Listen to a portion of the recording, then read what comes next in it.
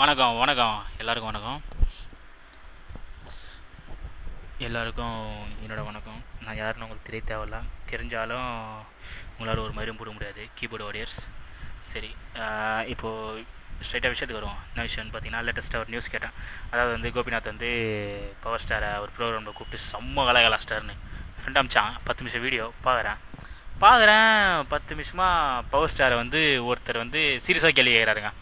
அதாவது power ஸ்டாரோட fans பார்த்தீங்கன்னா, ஃபேன்ஸுன்னு சொல்கிறதோட mark ஃபேன்ஸுன்னு சொல்லலாம். அதாவது வந்து இந்த சாம் ஆண்டர்சன் இருக்கிறார் இல்லையா, சாம் ஆண்டர்சன் வேறு எந்த அந்த காமெடி பீஸ் டி ராஜேந்தர் தலைவர். ஆமாம், நானே தலைவர்ன்றேன் பாருங்க. அப்போ நானே மார்க் ஃபேன் தானே.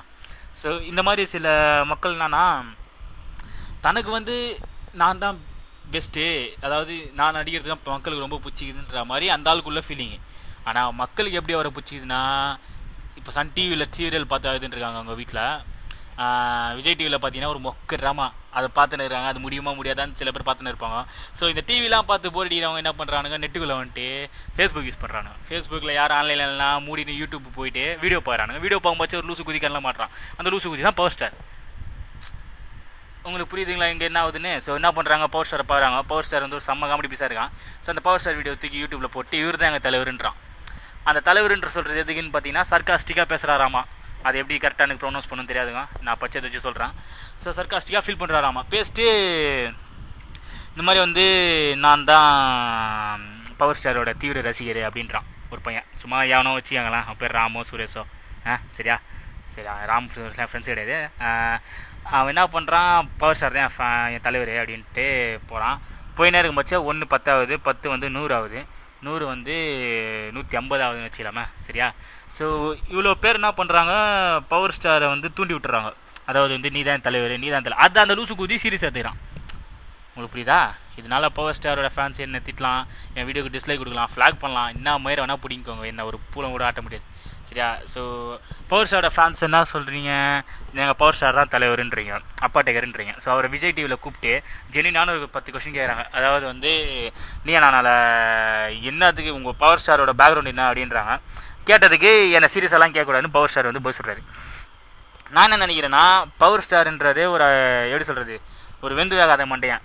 அதாவது அழகான தமிழ் வார்த்தையில் சொல்லணும்னா சொட்டன்னு சொல்லலாம். அந்த சொட்ட மண்டையில் சட்டியை கோத்தா மாதிரி ஒரு மண்டையை வச்சுக்கின்னு அந்த ஆள் பண்ணுற ரைட்சாட்டியம் தாங்க முடியலங்க. சரியா? இப்போது கோபிநாத் வந்து என்ன கேட்டார் அவர்கிட்ட, உங்களோட பேக்ரவுண்ட் என்ன, எப்படி நீங்கள் மெடிக்கலில் சாதிச்சிங்க, சித்த மருத்துவம்லாம் தெரியுமான்னு கேட்டது உங்கள் எல்லாருக்கும் டென்ஷனை கிளப்பி விட்டுச்சு. அதாவது வந்து கோபிநாத் வந்து எங்கள் பவர் ஸ்டார் அசிங்கப்படுத்திட்டாங்க, எங்கள் பவர் ஸ்டார் வந்து அப்பா டேக்கர், அவரெல்லாம் கேள்வி கூடாதுன்ற மாதிரி பேசினுக்கிறீங்க. நான் என்ன சொல்கிறேன்னா, நீங்கள் எல்லாரும் பவர் ஸ்டார் பார்த்த போயிட்டு ஃபஸ்ட் ஷோ பார்த்தீங்களா, 200 நாள் போஸ்டர் பேப்பரில் பார்த்துட்டு என்ன படம்னு கூகுளில் வச்சுட்டு இவ்வளோ அப்பா டேக்கர் மாதிரிலாம் பேசினக்கூடாது.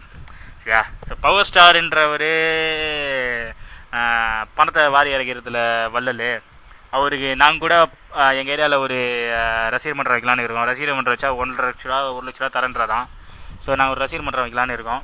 வச்சுட்டு வாழ்க்கையில் அப்படியே செட்டில் ஆகிடலான்னு இருக்கோம். ஸோ நீங்கள் அந்த மாதிரி எதுனா பண்ணாலும் பரவாயில்ல. அந்த ஆள் யார், அந்த ஆள் நச்ச படம் பேர் எத்தனை பேர் தெரியும்? அந்த படம் பேர் நான் அண்டங்காக்கான்னு நினைக்கிறேன். இல்லை லத்திகா. ஸோ அந்த அண்டங்காக்கா லத்திகாவை அந்த 10 வந்து எத்தனை பேர் பார்த்தீங்க? நெட்டில் தேடி பார்த்தேன், டிவிடி ரிப்பு கிடைக்கல. டிவிடி ரிப்பு கிடச்சிருந்துன்னா டிவியில் போட்டு எங்கள் வீட்டில் கூட காமிச்சிருப்பேன் படத்தை. ஸோ அப்படி பேர் கூட இல்லை தெரியாது. நான் இன்னும் 10 படம் கையில் வச்சுதான். இந்த 10 படம் எந்தெந்த தேட்டர் ரிலீஸ் ஆகுது தெரில. ரிலீஸ் ஆனால் கண்டிப்பாக போய் பார்ப்பேன். ஆனால் அது என்னமோ அந்த ஆள் பண்ணது என்னமோ ஒரு நல்ல விஷயம் பண்ணி நான் பப்ளிசிட்டியில். ஸோ அந்த ஆள் பப்ளிசிட்டிக்காக ஏதோ படம் நச்சான்.